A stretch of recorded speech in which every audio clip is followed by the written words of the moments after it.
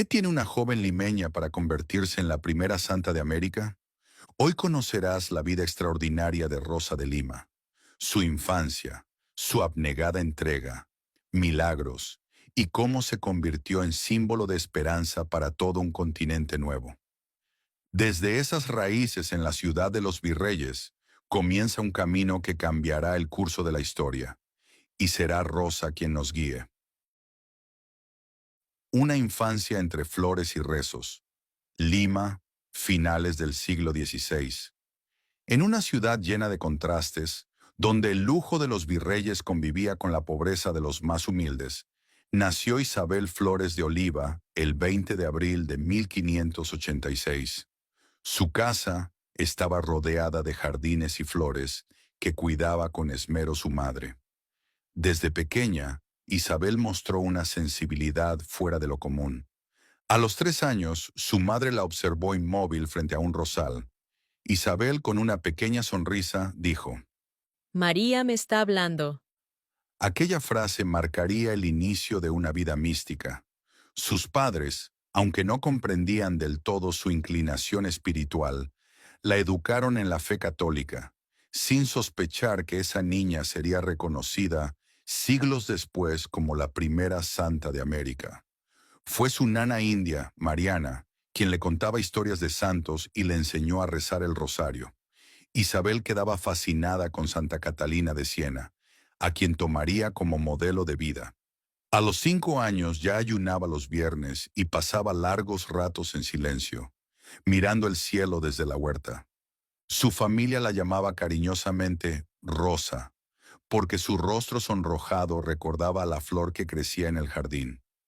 Los días de Isabel transcurrían entre juegos sencillos, oraciones y pequeños actos de penitencia. Una escena frecuente era verla dar comida a los mendigos desde la ventana, o vendar el pie de un niño pobre que se había herido en la calle. Su corazón generoso no tenía límites, y a los 10 años ya decía con firmeza. Quiero ser de Jesús y de nadie más. Pero no todo era comprensión en su hogar. Su padre, Gaspar Flores, militar de origen español, quería verla casada con algún joven prometedor. Isabel, sin embargo, sentía una pasión muy distinta. Su corazón no buscaba romances ni vestidos finos. Ella cortaba su cabello en secreto y oraba por horas enteras en una pequeña capilla improvisada junto a su cama. Con el paso del tiempo, la ciudad de Lima se convirtió en testigo de una niña que, sin saberlo, ya comenzaba a vivir como santa. Sus ojos brillaban con un fuego interior imposible de apagar, y en ese brillo se gestaba el destino de Rosa, la flor que crecería entre el dolor y la esperanza. Cuando el sol caía sobre los techos de tejas rojas de Lima, una joven se arrodillaba entre las plantas del jardín familiar, orando en silencio. Así cerraba cada jornada, con un alma en paz y un sueño claro. Porque mientras otras niñas jugaban a ser reinas, Rosa ya se preparaba para el combate espiritual. Y ese combate comenzaría a intensificarse con los años, cuando el peso de la vida adulta la enfrentara a decisiones imposibles. Descubramos qué hizo Rosa de Lima al llegar a la juventud. Belleza, presiones y un amor indivisible. La adolescencia de Rosa fue una etapa marcada por la tensión entre dos mundos, el que su entorno esperaba de ella y el que su alma deseaba seguir. Su belleza era notoria. No podía caminar por las calles sin que los vecinos la miraran con asombro, Eres la muchacha más hermosa de Lima. decían algunos. Y eso, lejos de alegrarla, la perturbaba profundamente. Su madre, María de Oliva, empezó a vestirla con telas finas, adornos y peinados llamativos, con la esperanza de que atrajera a un buen pretendiente. Rosa obedecía por respeto, pero apenas podía, se encerraba en su habitación a llorar. Su corazón no anhelaba joyas ni aplausos. Ella quería desaparecer del mundo para que solo Dios la viera. En secreto, Rosa se frotaba el rostro con jugo de lima y otras hierbas que le producían manchas e irritación.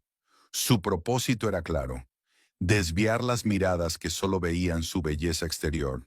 No quiero que me amen por fuera, sino que amen a Cristo en mí. Murmuraba frente al espejo. A medida que creía en edad, también creía su compromiso espiritual. A los 15 años, decidió consagrarse como virgen, haciendo voto perpetuo de castidad.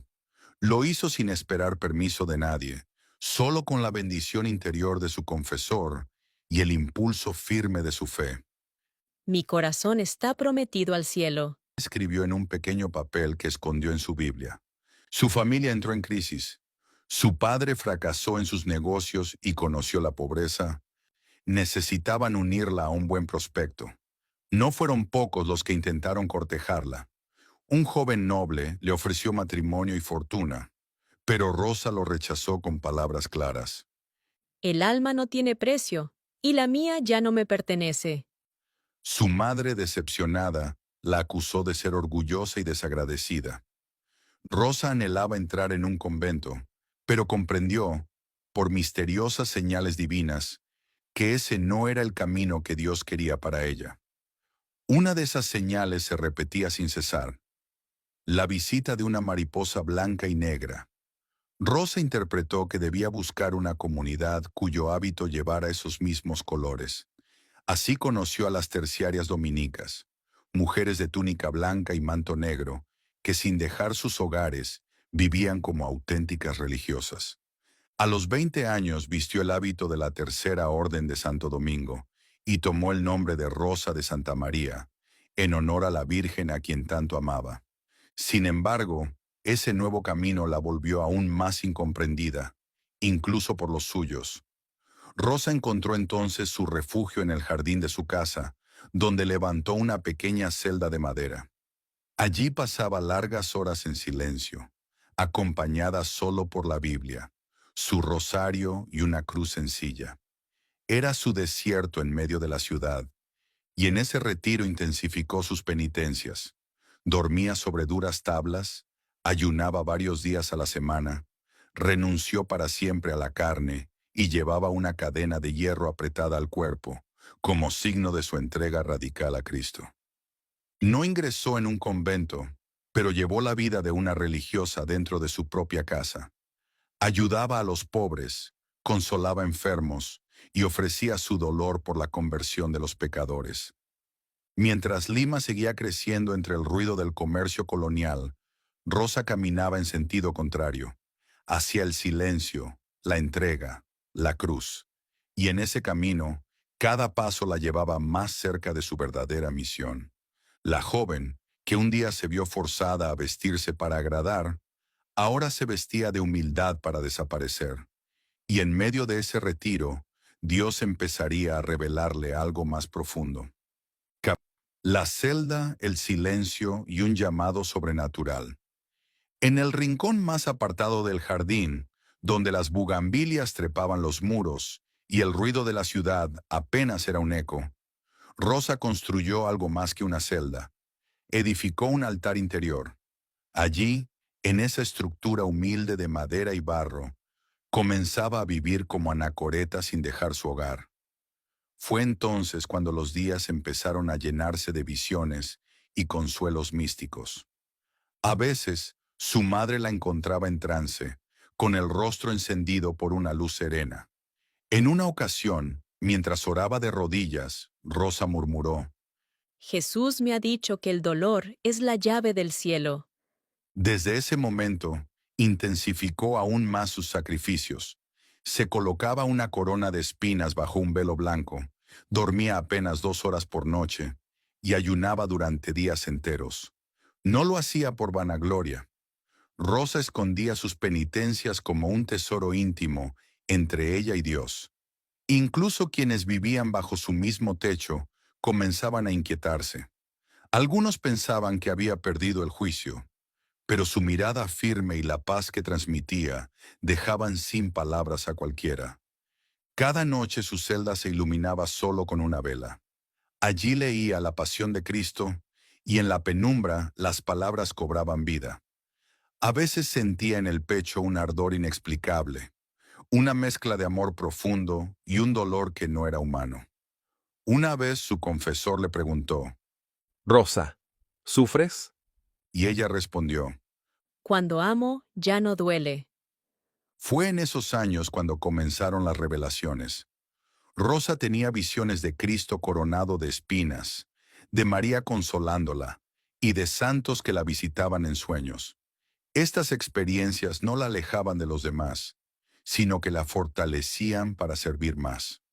Ayudaba a los enfermos con mayor ternura, recibía a niños huérfanos en su patio y ofrecía a cada llaga de su cuerpo por la salvación de las almas.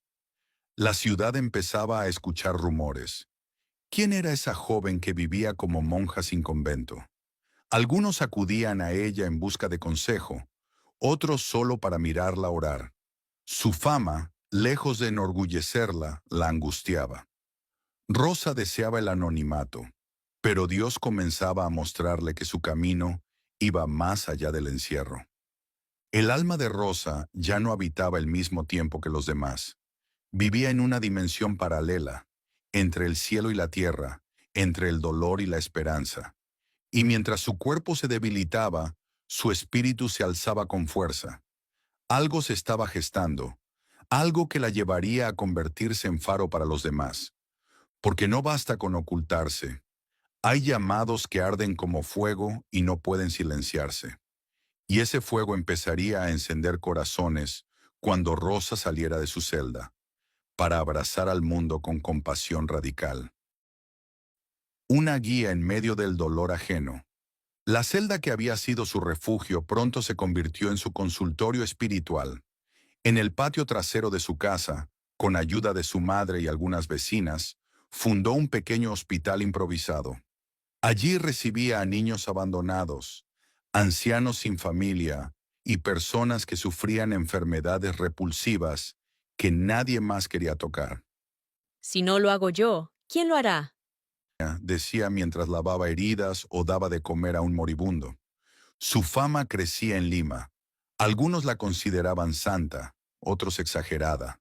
Las élites se dividían entre la admiración y el escepticismo. Pero Rosa nunca buscó la aprobación. Su mirada estaba puesta en otro juicio, el divino. En las noches, luego de cuidar a los enfermos, regresaba a su celda a llorar en silencio. No por tristeza, sino porque sentía que todo lo que hacía era aún insuficiente. Rosa se había convertido en faro, sin cargos, sin púlpitos, sin títulos. Su liderazgo nacía del ejemplo, de la entrega absoluta y de una vida que parecía consumirse como una vela encendida, por y para los demás. Mientras Lima dormía, ella seguía velando por las almas, y cada oración suya era como un hilo invisible que unía la tierra con el cielo. Pero toda luz intensa genera sombras, y pronto Rosa enfrentaría pruebas que desafiarían incluso su fe más profunda. La cruz final. El cuerpo de Rosa comenzó a apagarse como una vela consumida por dentro.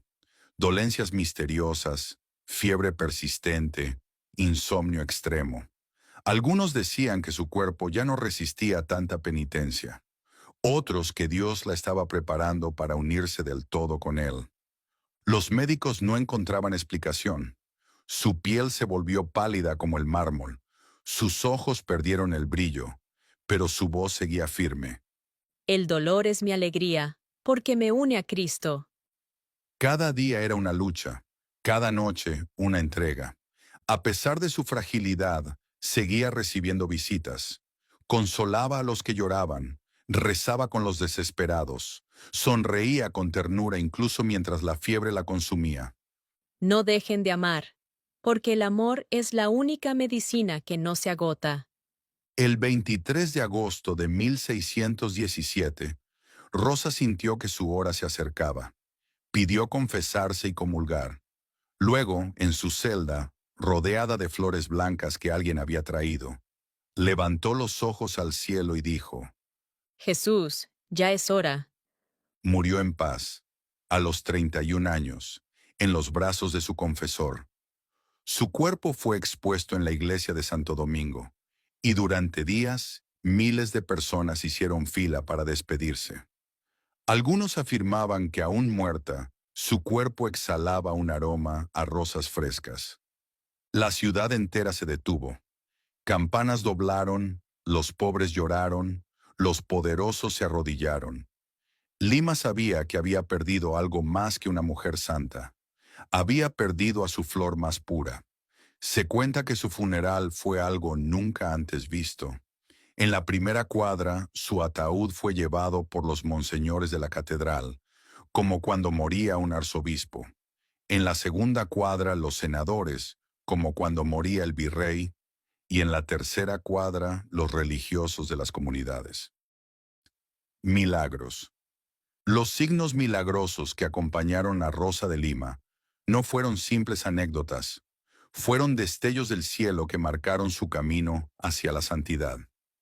Uno de los más impactantes ocurrió mucho después de su muerte, su aparición al pueblo filipino durante la Segunda Guerra Mundial. En plena invasión japonesa, muchos fieles aseguraron haber visto la figura de una joven vestida de blanco, con corona de rosas, que caminaba entre los escombros rezando el rosario. Donde ella pasaba, las bombas no caían. Soldados y civiles comenzaron a invocarla, y se difundió la devoción a Santa Rosa de Lima como protectora en tiempos de guerra. Esta intercesión fortaleció aún más su vínculo con las Filipinas, nación que la reconoce como una de sus patronas espirituales. Durante su vida, la ciudad de Lima fue amenazada por el corsario holandés Joris Spitsbergen. La noticia del inminente ataque llenó de temor a la población. Las autoridades coloniales se preparaban para lo peor. Rosa, en cambio, se encerró en oración profunda. Pasó toda una noche de rodillas, suplicando protección para su ciudad. A la mañana siguiente, el corsario inexplicablemente desvió su ruta y nunca tocó tierra peruana. Los limeños no dudaron en atribuir ese hecho a la intercesión de Rosa. Incluso en Roma, su influencia se hizo sentir de forma celestial. Durante una sesión en la que se discutía su canonización y ante la presencia del Papa Clemente IX, una lluvia de flores perfumadas cayó repentinamente en la sala. No hubo forma de explicar el fenómeno natural. Nadie había traído pétalos, ni existía acceso desde donde pudieran haber sido lanzados. Para todos los presentes, fue una clara señal de aprobación divina. Rosa también era conocida por curar a los enfermos con una imagen del niño Jesús que llevaba consigo a todas partes. Era una figura pequeña, de madera, a la que le tenía profunda devoción. Con ella tocaba la frente de los enfermos, rezaba brevemente, y en muchos casos, las personas se recuperaban con rapidez. Él sana, no yo, repetía con humildad, alejando todo mérito personal. Un día Rosa confesó que Cristo la había desposado en espíritu. En una visión, el Señor le colocó una alianza hecha de espinas. Jesús me ha desposado con una alianza de espinas, escribió. Para ella, este matrimonio místico era símbolo de entrega absoluta, de una fidelidad sin condiciones, sellada con dolor redentor. Pero sus milagros también tocaban lo natural. Se decía que tenía el don de conversar con los animales. Pájaros acudían a su ventana mientras oraba, y ella les hablaba como si fueran hermanos. Los gatos de la casa la seguían con docilidad, y hasta un burro del vecindario se arrodilló una vez, cuando ella lo acarició con ternura. El jardín familiar fue escenario de otro de sus prodigios. En plena estación seca, cuando la tierra parecía yerma, Rosa oraba entre las macetas. A la mañana siguiente, su madre se sorprendió al ver brotar flores frescas, de colores intensos, con un aroma tan dulce que parecía irreal. No son de aquí, dijo simplemente. Y está también el célebre milagro del viejo árbol de limón, seco y olvidado en una esquina del huerto. Rosa lo abrazó mientras oraba con fervor por una familia necesitada. Días después, el árbol comenzó a florecer y dio limones dorados, de sabor suave y fragancia única. Aquellos frutos fueron repartidos entre los enfermos. Cada uno de estos hechos no fue una exhibición, sino una expresión de su profundo amor por Dios. Y en ese amor, el milagro más grande fue siempre su vida entregada. La flor de América que nunca se marchita. Poco después de su muerte, Lima se llenó de peregrinos. Su tumba, en el convento de Santo Domingo, se convirtió en destino de oración, de lágrimas, de gratitud. Quienes habían sido tocados por su vida, regresaban para tocar su sepulcro, llevar flores o simplemente pedirle una palabra al cielo. En 1671, apenas 54 años después de su muerte, el Papa Clemente X la canonizó, convirtiéndola en la primera santa de América. Su fiesta se celebra cada 23 de agosto, aunque en algunos países, como Perú, es feriado nacional el 30 de agosto. Fue declarada patrona de Lima, del Perú, de América, las Filipinas y las Indias Occidentales. Sus reliquias se veneran hasta hoy, y su casa, conservada en el centro de Lima, es un lugar sagrado que recibe a miles de fieles cada año. En su pequeño pozo, los devotos lanzan cartas y oraciones, confiando en su intercesión.